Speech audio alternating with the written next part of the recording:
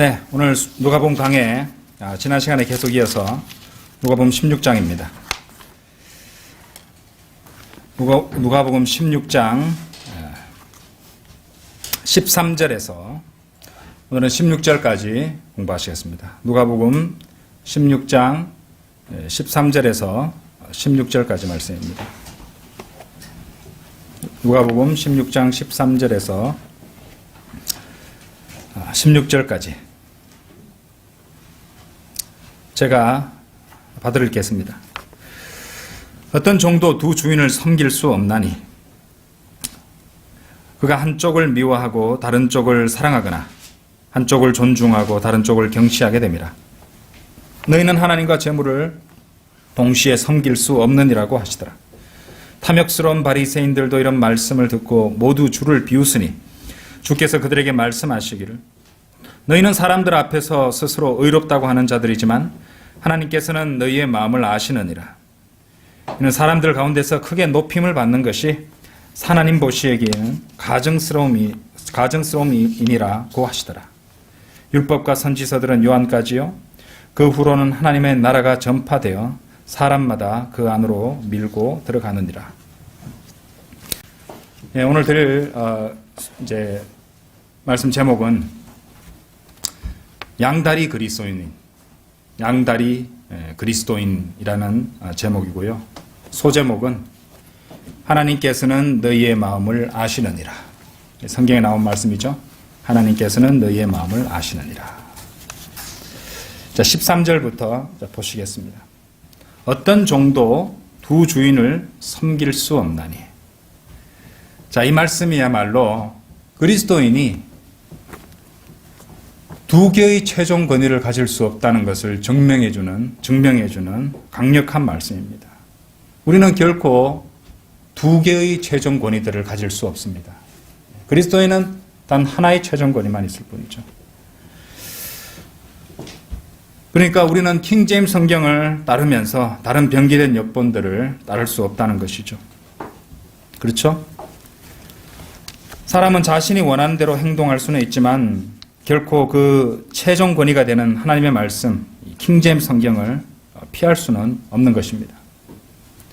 거기서 벗어나거나 그것과 다르게 말할 수는 없다는 말이죠. 영어를 모국어로 쓰는 사람들한테는 영어 킹제임스 성경이 최종 권위가 되겠죠. 우리 한글을 모국어로 쓰는 사람한테는 우리말로 번역된 가장 정확한 성경인 한글 킹제임스 성경이 우리의 최종 권위가 된다고 말할 수 있을 것입니다. 물론 영어도 할 수 있고, 예, 요즘은 이제 영어가 세계어가 되었기 때문에 어느 정도 영어를 볼 수 있는 사람도 그 두 가지를 다 보면서 더욱더 분명한 뜻을 확인할 수도 있을 것입니다. 근데 이 사람들을 한번 보십시오. 인간들의 특징은요, 자신이 뭔가를 잘못하거나 또 이렇게 그릇된 일을 저질렀을 때, 그래서 궁지에 머물렀을 때, 자신을 이게 정당화시키고 변명하기 마련이죠. 그런데 하나님의 말씀에 비추어서 빠져나갈 구멍이 없다. 이렇게 되면은 어떤 반응을 보이냐면요. 자신의 마음에 드는 역본을 찾습니다. 변개된 성경 역본을 찾든지 아니면은 자기 마음에 드는 게 없다면은요. 감히 하나님의 말씀을 바꿔버리기까지 할 것입니다. 자, 이곳 누가복음 16장 13절에서 주님께서 하시는 말씀은 앞서 보셨던 누가복음 16장 10절에서 12절에 걸쳐서 주셨던 이 가르침에 적용되는 것이에요. 13절 후반부에 보시면은 너희는 하나님과 재물을 동시에 섬길 수 없느니라. 분명한 말씀이죠.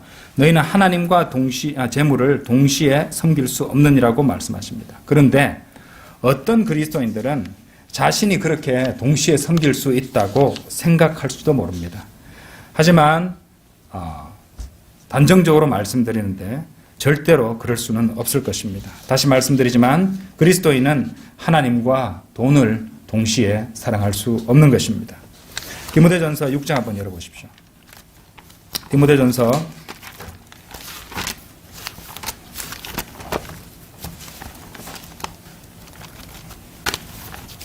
6장 9절에서 11절입니다.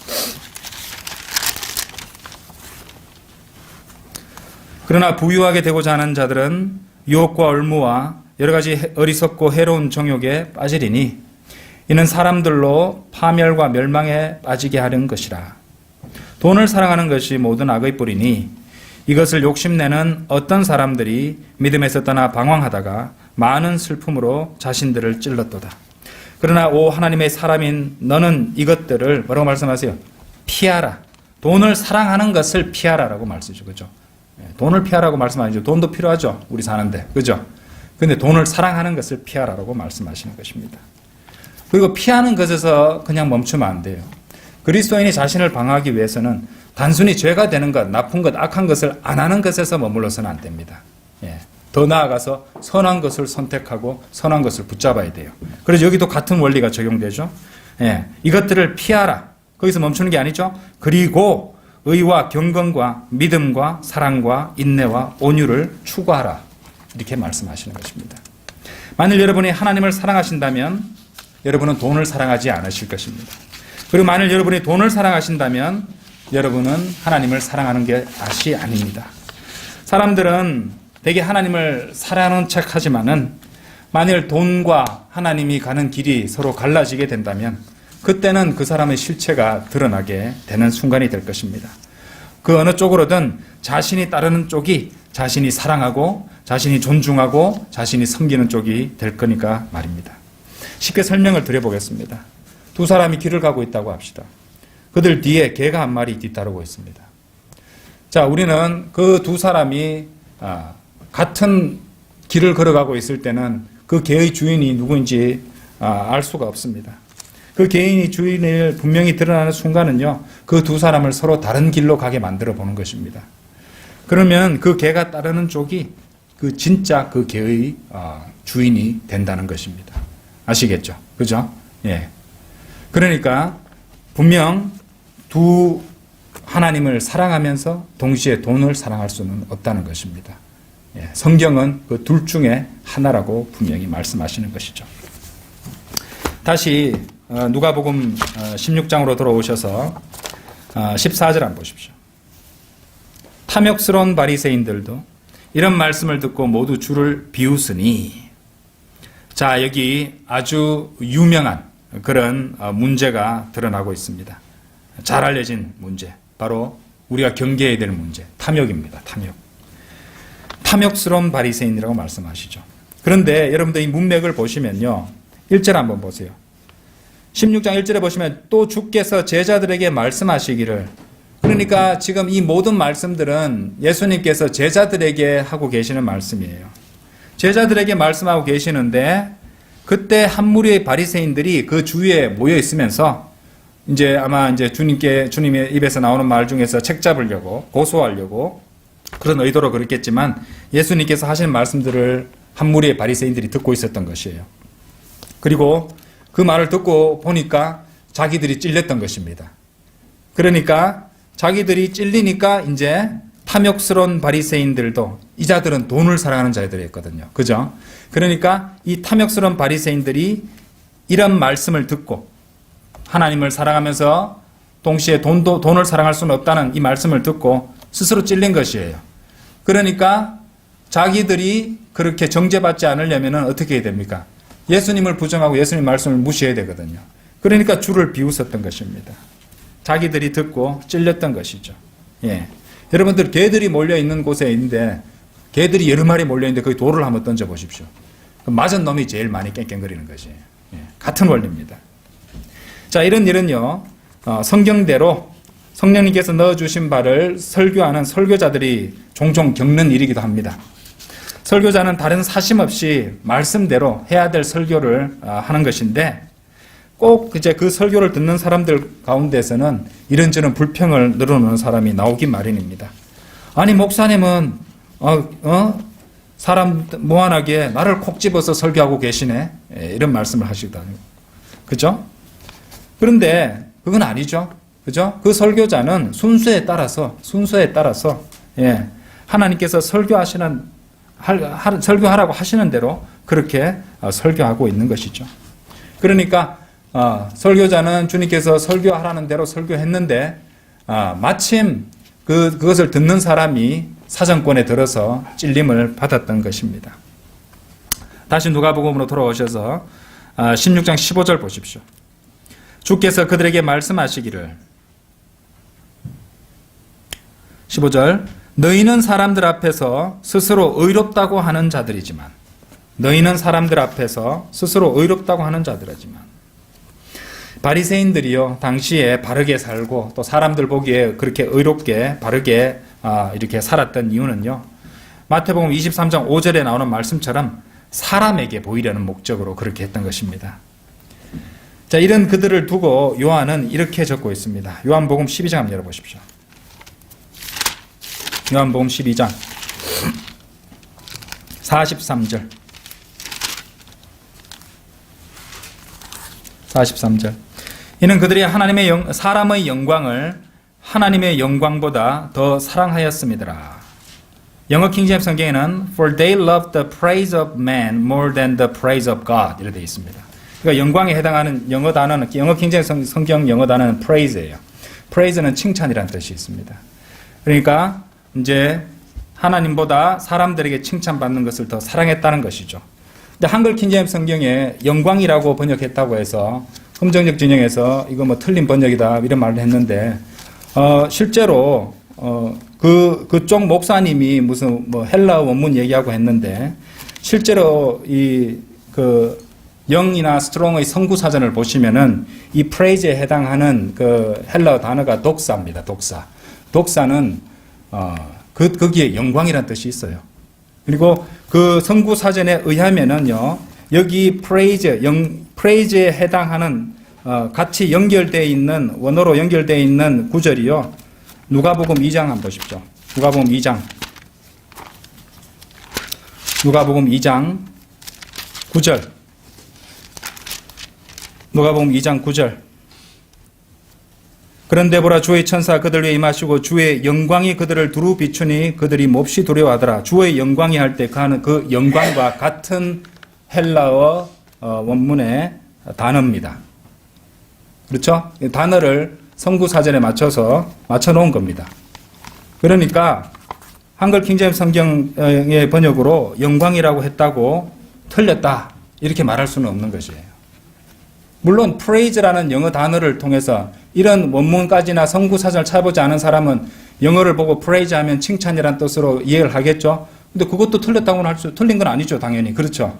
그러니까 이 두 가지를 갖다가 다 총합해서 보면 더욱더 의미가 풍성해지는 것입니다. 그죠? praise는 사전 찾아도 누구나 다 아는 단어잖아요. 그죠? 근데 왜 굳이 그렇게 영광으로 했을까요? 예. 영의 성구 사전에 또 스트롱의 성구 사전에도 헬라어 단어가 똑같은 단어입니다. 그래서 이 독사라는 헬라어 단어는요, 영광, honor, praise, 칭찬, glory 이런 뜻을 다 갖고 있는 거예요. glorious 이런 것까지도 다 갖고 있다는 말입니다. 그래서 이것을 갖다가 틀린 번역이다 그렇게 말할 수는 없다고 봅니다. 저는. 그러니까 더 풍성해졌죠. 사람들이 칭찬해주고 칭찬받으면 영광을 받는 거잖아요. 그죠? 예, 전혀 문제가 없습니다. 어쨌든 이 바리새인들은 그렇게 사람들로부터 칭찬받고 또 그렇게 영광을 얻으려는 그런 자들이었죠. 누가복음 16장 15절로 다시 한번 돌아가 보십시오. 자, 이 말씀은 우리가 항상 마음판에 새겨두고 있어야 될 말씀이라고 저는 감히 말씀드리고 싶습니다. 예. 하나님께서는 너희의 마음을 아시느니라. 여러분들 이 말씀 이 시간 이후로 늘 마음판에 새기고 또 여러분이 마음이 간사해지려고 할 때, 타협해지려고 할 때, 타협하고 싶을 때 이 말씀을 갖다가 되뇌어 보시기 바랍니다. 하나님은 너희의 마음을 아시느니라. 사람들은 몰라요. 그죠? 주변에 있는 남편도 모르고 친구도 모르고 형제 자매도 모릅니다. 하지만 하나님께서는 너희의 마음을 아시느니라. 사무엘상 16장 7절도 한번 열어보십시오.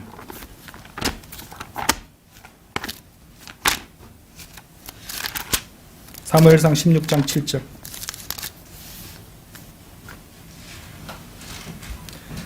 주께서 사무엘에게 말씀하시기를 그의 용모나 그의 신장을 보지 말라.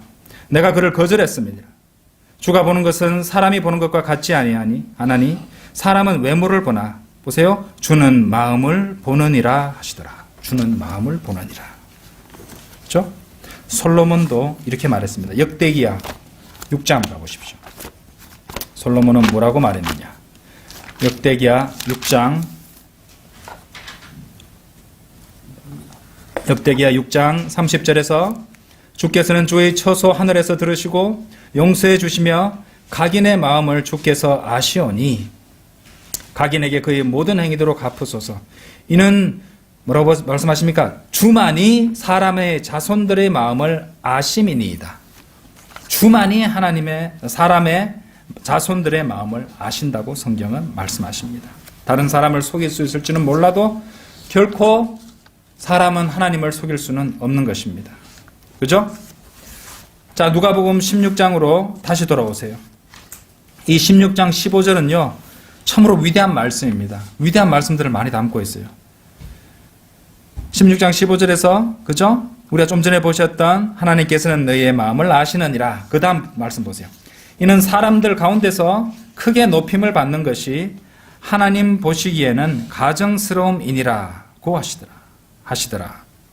그러니까 이 말씀이야말로 온 세상이 정죄받는 강력하고 위대한 말씀이라고 할 수 있습니다. 이는 사람들 가운데서 크게 높임을 받는 것이 하나님 보시기에는 가정스러움이니라. 이 말씀은요, 이 세상의 모든 것을 성경대로 판단할 수 있는 위대한 기준, 절대적인 기준이 되는 말씀입니다. 모든 예술, 음악, 문학, 교육, 생활방식, 뉴스미디어, 패션, 과학, 철학, 행사들, 종교들, 정치, 그리고 그 모든 사람들의 일기까지 그 모든 것들을 판단하는 절대 기준이 된다는 말씀입니다. 단순하게 말씀드릴까요? 세상이 어떤 사람이나 어떤 무엇을 귀하게 생각한다면 하나님께는 혐오스러운 것이라고, 하나님께 혐오감을 주는 것이라는 뜻이 되는 것입니다. 그러면 정반대의 경우도 진리가 되는 것이죠. 하나님께서 만일 어떤 것을 귀하게 여기신다면 반드시 세상은 그것을 혐오하고 싫어할 것이라는 것입니다. 아시겠어요? 거리에서 복음을 전해볼 때 왜 사람들이 싫어하고 혐오하는지 아시겠습니까? 하나님이 그것을 귀하게 생각하시기 때문에 그렇습니다. 자, 이것이 바로 이 세상이 우리의 구주이신 우리 주 예수 그리스도 그리고 하나님의 말씀과는 전혀 엮이거나 관련을 맺고 싶지 않아 하는 이유가 되는 것이죠. 예. 자, 이 두 말씀을 통해서 하나님께서 어떤 것을 소중하게 생각하시고 높이시는지 한번 확인해 보도록 하겠습니다. 먼저 빌립보서 2장 9절입니다.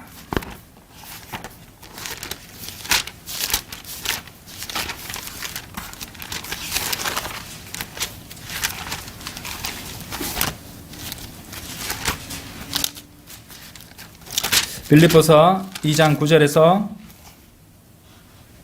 이로 인하여 하나님께서는 그를, 우리 주 예수 그리스도시죠?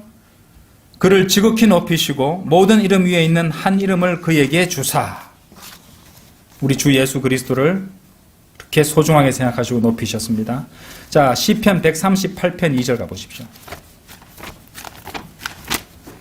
시편 138편 2절.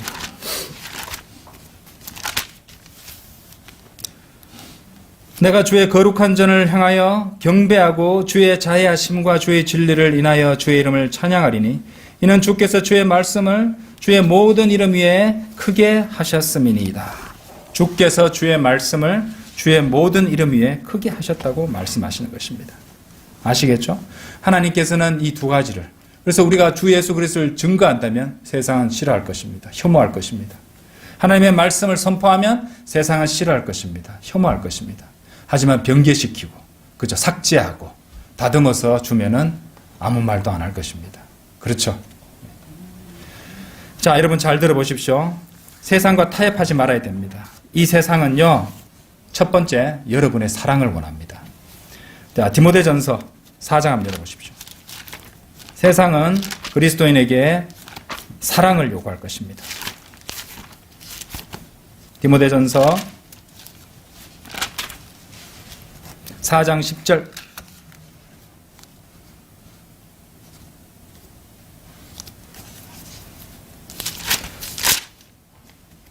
디모데 후서입니다. 죄송합니다. 디모데 후서 4장 10절입니다. 디모데후서 4장 10절 데마는 이 현 세상을 사랑하여 나를 버리고 데살로니가로 갔고, 그죠? 데마가 바울을 버리고 데살로니가로 간 이유는 세상을, 하나님보다 세상을 더 사랑했기 때문이었습니다. 그도 하나님을 잘 섬기는 사람이었어요. 그런데 어느 순간 세상을 사랑했던 것이죠.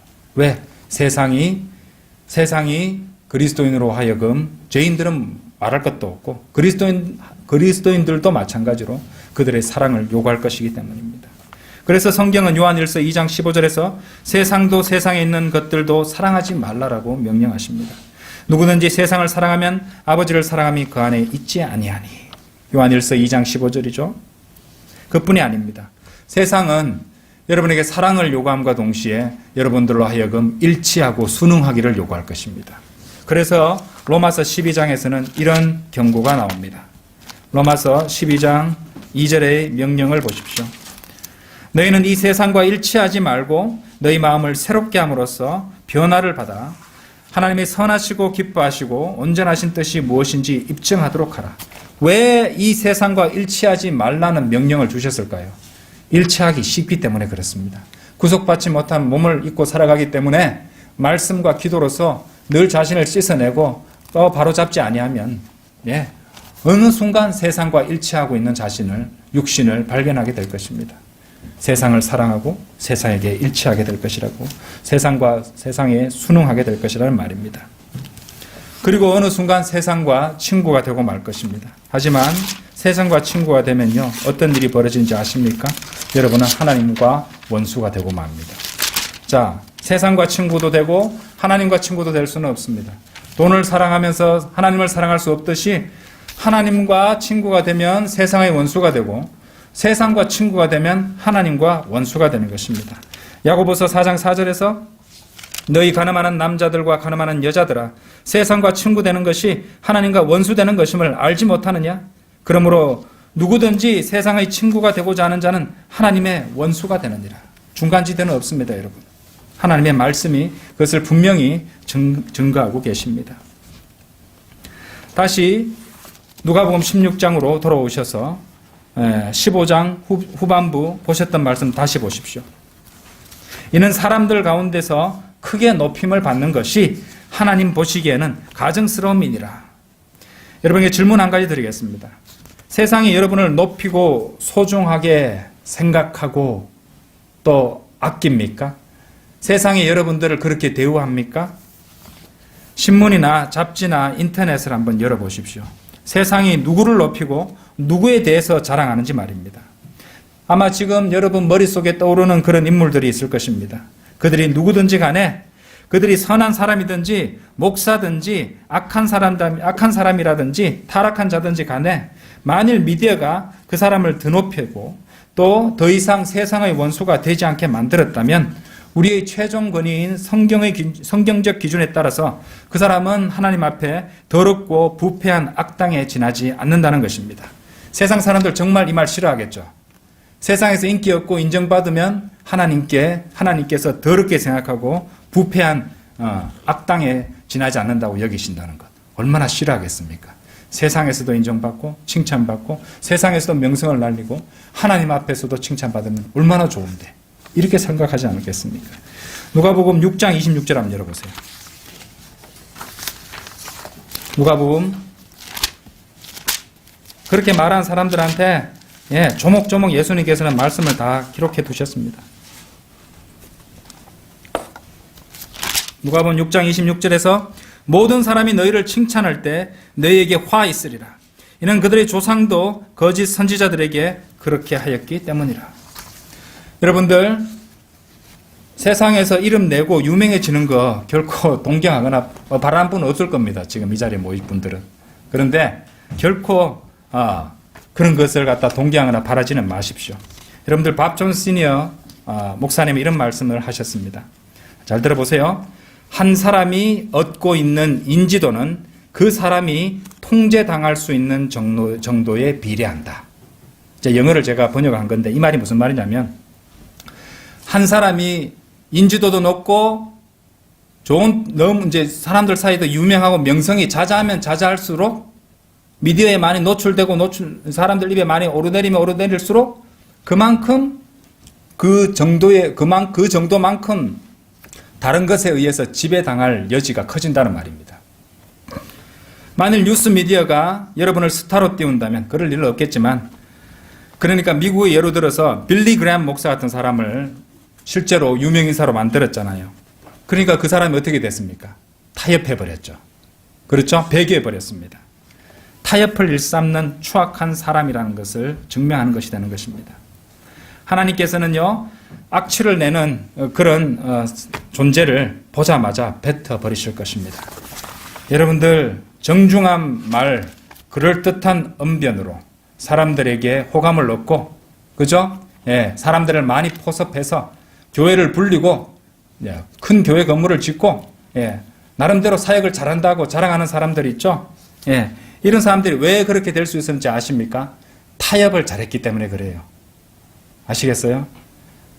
이제 돈도 사랑하고 하나님도 사랑하는 척하고, 그렇죠? 예.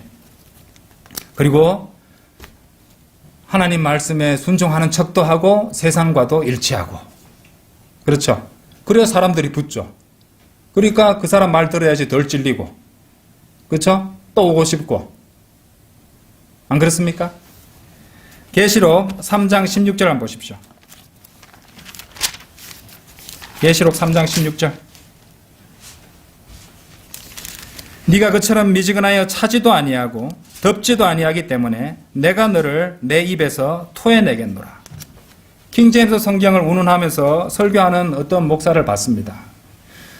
그 사람은 개역 성경을 보고도 참으로 훌륭한 번역이지만, 그죠? 르커만 목사님을 갖다가 괴상한 것을 주장하는, 과한 것을 주장하는 그런 사람이라고 비판하면서도 그분의 가르침도 배울 거는 많지만 얼마나 정중합니까? 그죠? 예. 미지근합니다. 예. 이것도 좋고 저것도 좋고 이것저것 막 던지고, 그렇죠? 예. 빠져나갈 구멍을 언제나 만들면서 얘기하더라고요. 네가 그처럼 미지근하여 차지도 아니하고 덥지도 아니하기 때문에 내가 너를 내 입에서 토해내겠노라. 이것이 하나님의 말씀입니다. 자, 다시 누가복음 16장으로 돌아오셔서 방금 제 15절을 마쳤습니다. 이제 16절입니다. 누가복음 16장 16절. 율법과 선지서들은 요한까지요. 그 후로는 하나님의 나라가 전파되어 사람마다 그 안으로 밀고 들어가느니라. 자, 이 말씀요. 율법과 선지서들은 요한까지요. 이 말씀 굉장히 중요한 말씀입니다. 왜냐? 이것은 우리 주 예수 그리스도께서 친히 성경에 이 세대주의 경계선을 그어주신 그 말씀이기 때문입니다. 율법과 선지서들은 당연히 구약을 의미하죠. 주님께서는 그러니까 구약은 어디까지라고요? 요한, 침례인 요한이거든요. 침례인 요한까지라고 주님께서 선을 그어주신 것이에요. 그러니까 구약은 침례인 요한의 죽음까지 해당한다고 말할 수가 있습니다. 이 누가복음 안에서만 얘기하면요, 침례인 요한이 이 9장 이전 어느 시점에 목베어 죽임을 당합니다. 9장 7절에서 9절에 보시면 나오죠. 그러니까 그 앞에까지가 이제 구약에 해당한다고 볼 수 있는 것이죠. 그리고 16장 다시 누가복음 16장 16절 뒷 중간 부분 보세요. 그 후로는 하나님의 나라가 전파되어. 자, 하나님의 나라가 전파되어라고 말씀하시는데, 하나님의 나라는 Kingdom of God이잖아요. 그죠? Kingdom of God. 근데 실제로 침례인 요한과 예수 그리스도께서 사역을 시작하셨을 때 이 두 분 다 천국, 그러니까 Kingdom of Heaven을 전파하셨습니다. 이제 뭐 이렇게 한번 열어보겠습니다. 마태복음 3장 2절.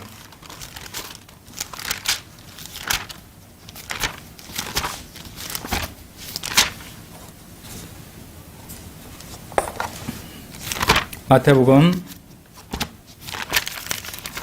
3장 2절. 1절부터 보시면은 그 무렵에 침례인 요한이 와서 유대 광야에서 전파하여 말하기를 너희는 회개하라 천국이 가까이 왔느니라고 하니. 자, 침례인 요한이 천국을 전파하고 있죠. 자, 그다음에 마태복음 4장 17절 한번 보십시오.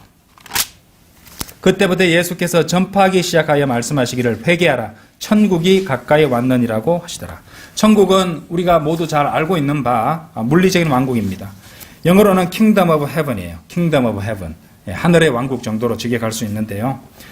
자, 왜 하늘의 왕국, 천국이, 그러니까 왜 천국이 물리적인 왕국인가 궁금하게 생각하셨던 분들도 있을 것입니다. Kingdom of Heaven이니까 Heaven이 나오잖아요. 하늘, 천체입니다. 천체는 우주를 포함하는 것이에요. 우주에는 뭐가 있습니까? 지구도 있고 달도 있고 다른 행성들도 있는 것이에요.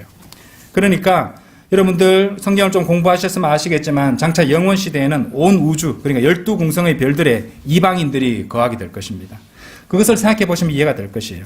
그래서 실제적인 지구, 전체 우주의 공간에 떠 있는 이 지구가 물리적인 지구잖아요. 그러니까 물리적인 왕국이라는 뜻입니다. 이해되시죠?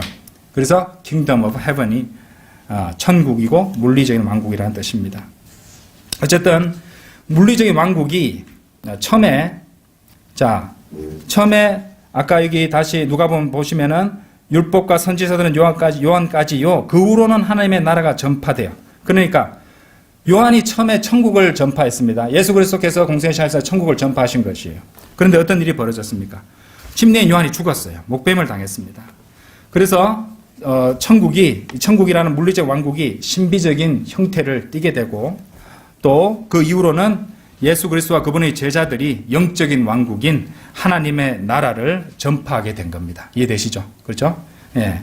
그래서 이 내용은요. 또 더 공부해 보고 싶은 분은요. 저기 하나님의 나라와 천국이라는 이 피터 럭크만 목사님의 책 그 7장을 읽어보시면 자세히 설명이 나옵니다. 꼭 읽어보시기 바랍니다. 아직 안 읽어보신 분들은요.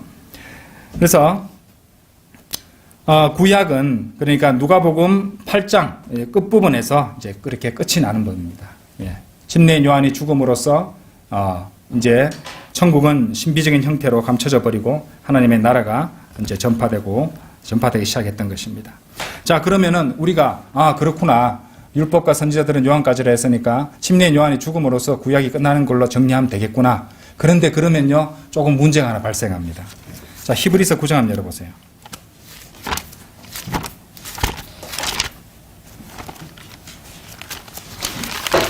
히브리서 9장 16절 17절.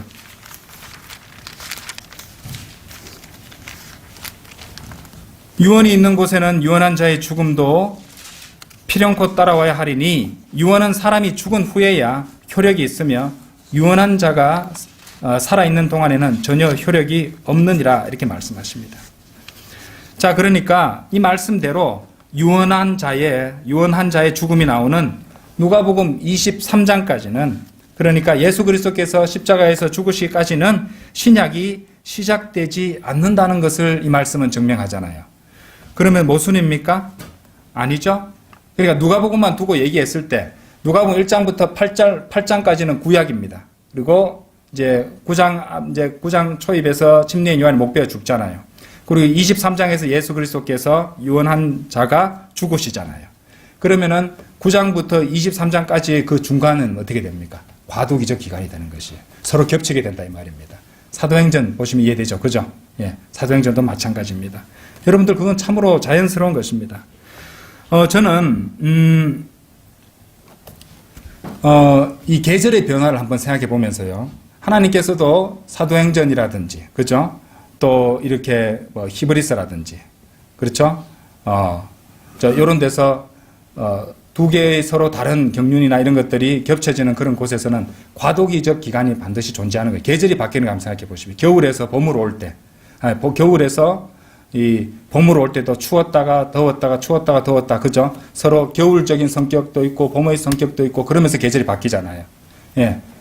또 크게 보시면은 겨울에서 여름으로 넘어가는데 봄이라는 과도기적 계절이 짧은 계절이 존재하는 것 아닙니까? 여름에서 겨울로 곧바로 가면 우리 몸에 탈이 나겠죠. 예, 병이 생길 겁니다. 그래서 하나님께서는 가을이라는 계절을 짧게 주신 것이에요. 그래서 봄과 가을은 참 아름답고 좋고 이렇지만 짧습니다. 과도기적 기간이니까요. 그죠?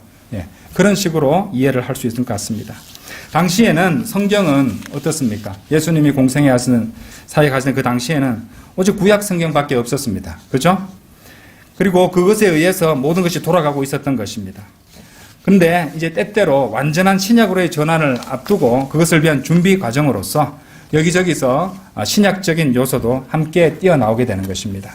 그러므로 이제 이 사복음서나 이런 것들을 공부하실 때 요한의 죽음과 함께 끝나게 되는 구약의 끝, 그리고 그리스도의 죽음, 장사, 부활과 함께 시작되는 신약 사이에, 그 사이에 과도기적 기간에 나타나는 그런 부분에서 교리를 취하려는 행동, 교리적인 요소를 얻으려는 그런 시도들은 상당히 위험할 수밖에 없습니다. 그죠? 올바로 나누기 힘들어질 것이라 이 말이죠. 그래서 여러 가지 이단 교리를 만들어낼 수 있으니까 그 부분을 주의해서 공부하셔야 된다는 말입니다. 예, 오늘은 여기까지 공부하도록 하겠습니다. 다 같이 기도드리겠습니다.